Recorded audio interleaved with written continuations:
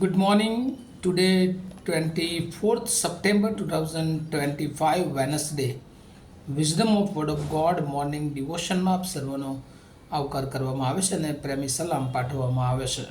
આજે આપણે નીતિવચનોના પુસ્તકમાંથી એનો 14મો અધ્યાય અને એની 35મી કલમ પર ટૂંકું મનન કરવા માગીએ છીએ. અને પ્રભુનું વચન આ પ્રમાણે કહે છે, બુદ્ધિમાન સેવક પર રાજાની કૃપા હોય છે, પણ ફજેતી કરાવનાર પર તેનો ક્રોધ હોય છે. એનઆઈવી બાઇબલ પ્રમાણે Proverbs chapter 14 verse 35, a king delights in a wise servant, but a shameful servant incurs his wrath. અને આ પ્રભુનું વચન છે. અને આપણે જોઈએ છીએ કે દરેક મા બાપ હોય ને એમને આજ્ઞાંકિત દીકરો હોય એ એમને ગમતો હોય છે. અને એવી જ રીતે પ્રભુની ખાસ નજરમાં એ દેવ રાજા તરીકે જોઈએ કે પછી સેક્યુલર જીવનમાં જોઈએ, જે બુદ્ધિમાન સેવક છે એના ઉપર હંમેશા એ દેવની કૃપા હોય છે, રાજાની કૃપા હોય છે. અને અહીંયા વચનમાં લખ્યું છે, બુદ્ધિમાન સેવક પર રાજાની કૃપા હોય છે. કેમ એવું હોય છે? કારણ કે જ્ઞાની વ્યક્તિનું વેલ્યુ હોય છે. દરેક જગ્યાએ તેનું મહત્ત્વ અલગ જણાઈ આવે છે. તે બધા કરતાં અલગ તરી આવે છે. કેમ? કારણ કે હંમેશા તે રાજાની દૃષ્ટિમાં પણ કૃપા પામેલો હોય છે, કારણ કે તે વિશ્વાસુ ચાકર હોય છે.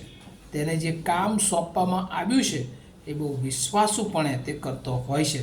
અને એટલા માટે રાજાની પર એની દૃષ્ટિ એ આ સેવક ઉપર હોય છે.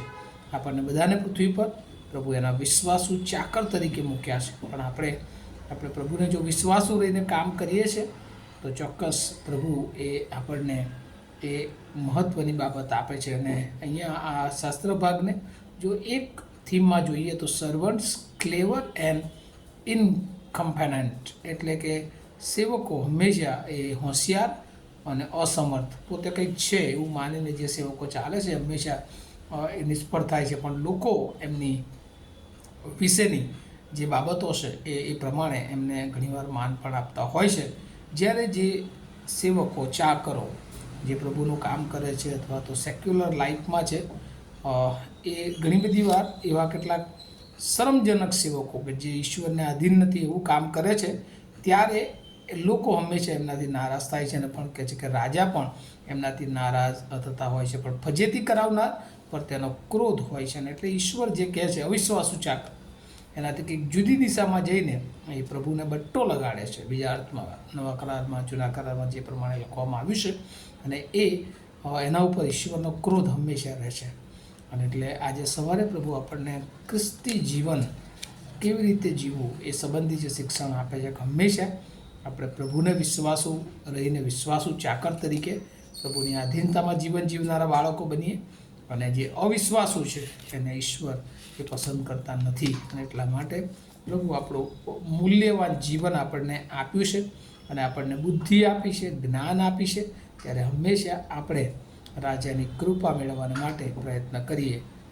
ઘણી બધી વાર આપણે કોઈ સંસ્થામાં જોઈએ છો તો એની સફળતા જો જોઈએ તો હંમેશા એની સફળતા એના કર્મચારીઓ પર રહેલી છે. અને પ્રભુની પણ દેવીય સંસ્થા કે જે દેવે તમને અને મને ખાસ કાર્યને માટે અલગ કર્યા છે અને એનો આધાર એ ઈશ્વર આપણા પર રાખે છે.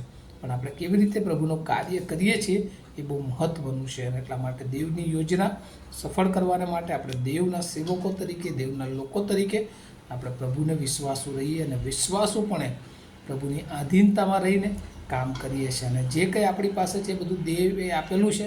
અને એટલે હંમેશા બધી જ બાબતોમાં પ્રભુની દૃષ્ટિમાં આપણે ક્લેવર અને વિશેષ આપણે અસમર્થ, આપણે કંઈક છીએ એમ નહીં, પણ હંમેશા નમ્ર બનીને પ્રભુની સેવામાં આગળ વધીએ છીએ. ત્યારે પ્રભુ એક રાજા તરીકે આપણને આશીર્વાદિત કરે છે. અને વચનો દ્વારા પ્રભુ એની બહુ જ કૃપા આપણ સર્વ પર રાખે અને આજનો દિવસ આશીર્વાદિત કરે એવી મારી શુભેચ્છા અને પ્રાર્થના છે. આવો આપણે પ્રાર્થના કરીએ. અમારા જીવંત અને દયાળુ ઈશ્વર, અમે બહુ આભાર માનીએ છીએ તમારી દયાને માટે, કૃપાને માટે. આજે સવારે પ્રભુ તમે અમને વિશ્વાસુ ચાકર બનાવવાને માટે તમારી દયા અને કૃપા પૂરી પાડો. પવિત્ર આત્મા દેવ, તમે અમને આધીનતાવાળું જીવન, જ્ઞાની જીવન, લોકોની આગળ નમૂનારૂપ જીવન જીવવા માટે અમને મદદ કરો. ઘણી બધી વાર પ્રભુ અમે શેતાનના માર્ગોમાં અવિશ્વાસુ સેવકો બનીને ચાલીએ છીએ, પણ પ્રભુ એમાંથી અમને દૂર રાખો એવી પ્રાર્થના ઈસુ પ્રભુના નામમાં સાંભળો, તેનો સ્વીકાર કરો. Amen. Have a nice day to all of you. Thank you.